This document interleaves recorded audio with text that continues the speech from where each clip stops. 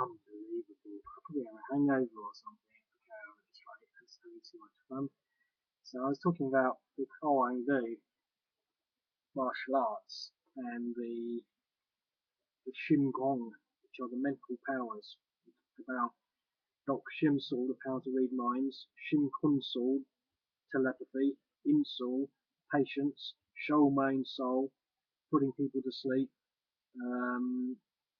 Un Shin Bop, concealing yourself, Sa Sang Bop, the study of human types, Kupup Hal Bop, acupuncture to revive an injured person, Chimgu Sul Bop, the use of acupuncture to cure disease, Ju Gol Sol, study of setting bones, Hu Sol, a practice of chanting as a technique to heal or cause disease, Son Hak, the practice of hermitage, the capacity to live alone for long periods of time.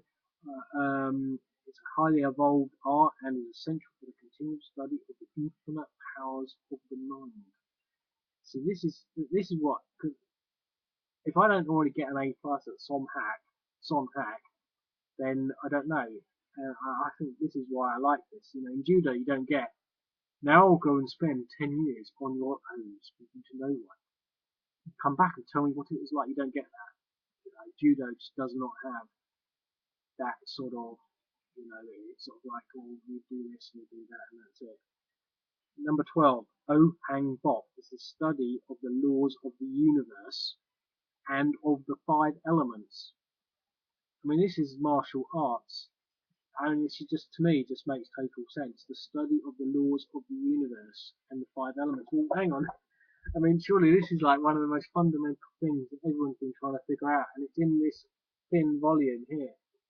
Unfortunately, it doesn't actually go in to tell you anything more about it. York Shim Bop, the study of the mind. Now, the thing is, I've missed something out here, but let's not worry so much about that immediately. But there is another one here. It's not in this book here. Where is it? It's basically the power of invincibility and the power of eternal life. So that's what this martial art is pertaining to offer, the power of immortality. I mean, to me, I've got to know that, and so that was it. I only did some video because the other one got caught shut, but now we've got like perfect opportunity to do 12 more minutes of just reading this book. But the thing is, with this book, is, I mean, I'm looking here, and it's got Ilki Kwan So, one-fingered spear.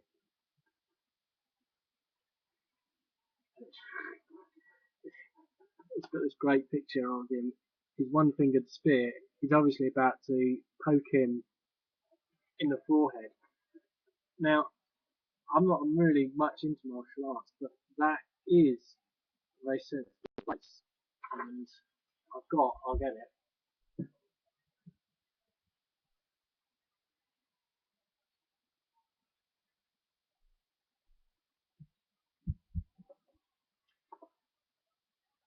This is, it's a stick, and just a bit of string. I don't do these things in earnest, but you hang it around. You can put this on your keyring, but it's actually a weapon. Now, you with one of these, you block people's swords. They might have a sword. Let's pretend this is a sword. This is my trap. And as the sword comes down, you block it, and then you knock them with your elbow off. But this is like a serious weapon, and one of the attacks is to hit someone in certain points. So when you're hitting someone like this, you hit them right there. And apparently it's, well, other than being the bloody brain, obviously it's a sensitive place, but it's a particularly sensitive place. And so this spear point is probably pretty effective. I mean, I don't want to go too much into this because I actually want to talk about something else in a bit, which is very similar to this. I mean, the rest of the book really does focus primarily on kicks and things. It's only the introduction that actually covers anything. But I mean, this is this is book one, but this you leap up and you kick both people. I mean, that is just awesome. You're taking two people out in one go. I don't think I could jump that high. What I wouldn't mind is the opportunity to actually just even once a week go and actually even drag my bones along and actually jump up and down and do some of these things. In things like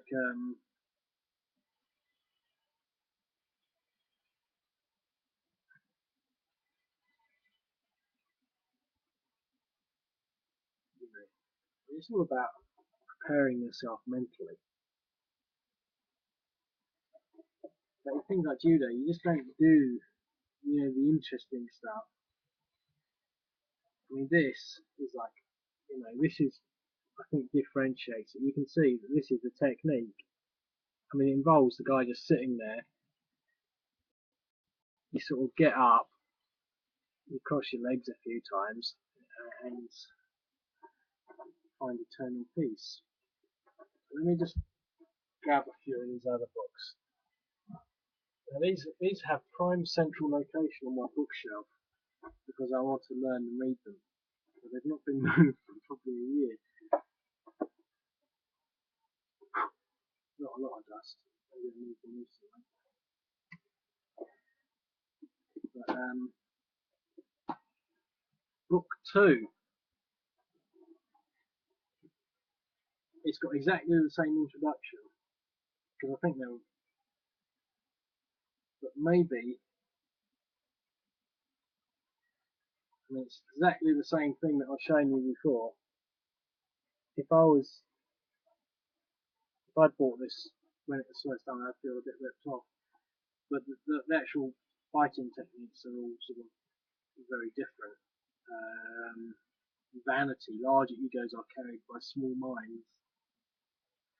It is easy to be vain towards those who know less. But the Hwarangbu student must realize how little he really knows.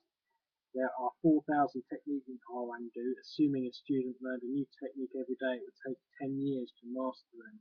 Such a study course is not likely, but it is to illustrate that when a fish is in a cup, the cup seems to be the whole world. We are only microcosms in an infinite universe. I mean, this is just sort of awesome.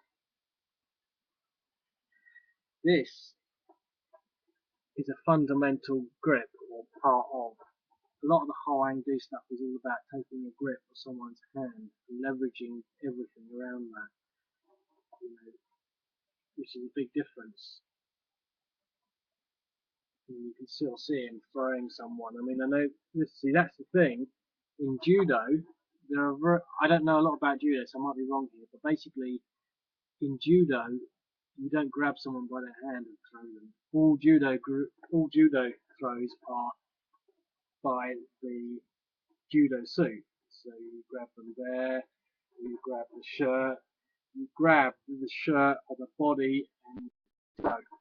And you're not. That's the thing. You're not going to break someone's arm by doing that. But these moves, you break people's arms. And I'm not saying that makes it good or better, but it just sort of that's a fundamental difference in why a martial art like this is just never going to be taught to sort of like 10-year-olds at school or the general population.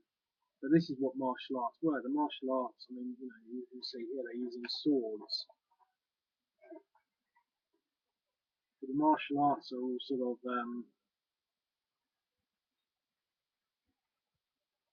this is all about weapons. These are all the weapons. Stick weapons, sectioned weapons, linked weapons, fan weapons, cane weapons. I mean, the martial arts were there. And the thing is, in those times, people would spend their lives. People just don't have the time to commit their entire life to sitting in what do you call those places where the ninjas hang out? A ninja school. They don't. You can't sit there. It's like Bruce Lee films where they all hang about in the dojos and they have their master. And people are just too busy with their iPhones these days and running around doing nothing. And but back then it was everything. And the days of the ninja, I've read about the ninja. The ninjas were basically all the rich kids. You had to be rich to get to go to a ninja school to get all that training, and you just sit there. It was a bit like going to university. They would teach you disciplines, and so when you came out as a ninja, you had the sort of skills that a gentleman would require.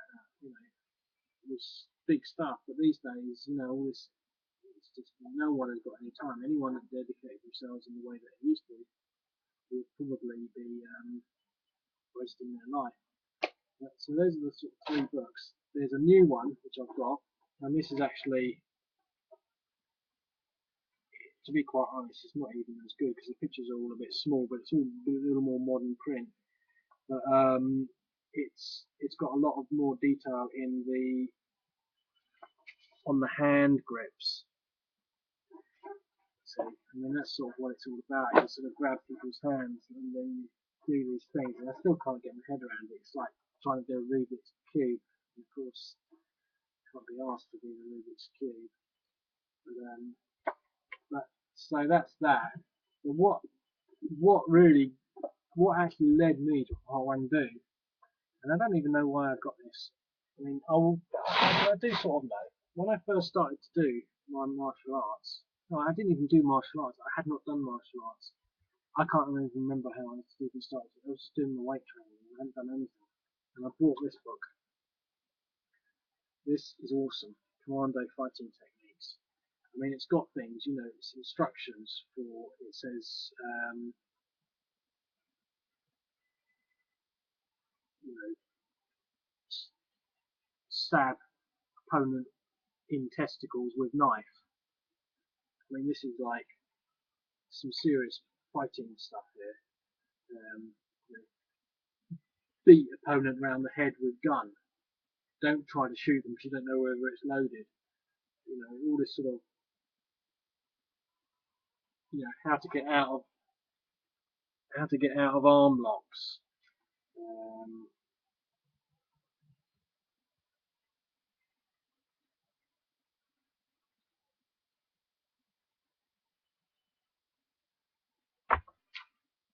I just love this book because the people are so sort of 1970s.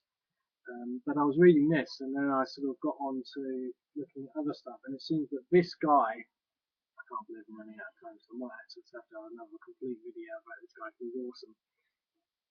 The complete Michael D. Enchanus collection. Now this is a reprint, and a lot of people say that it's not very good, but it's good enough because, to be quite honest, a lot of what's in here is pretty crap.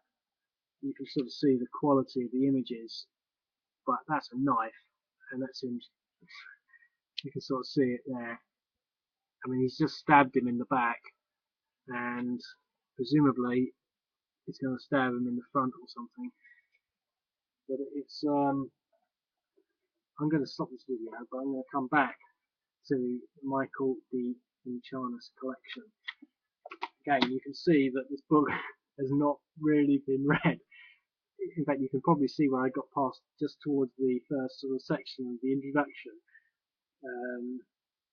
But it's just interesting. I will go into that in the next video, which I'm going to do now. This will be video like 7, which is like insane.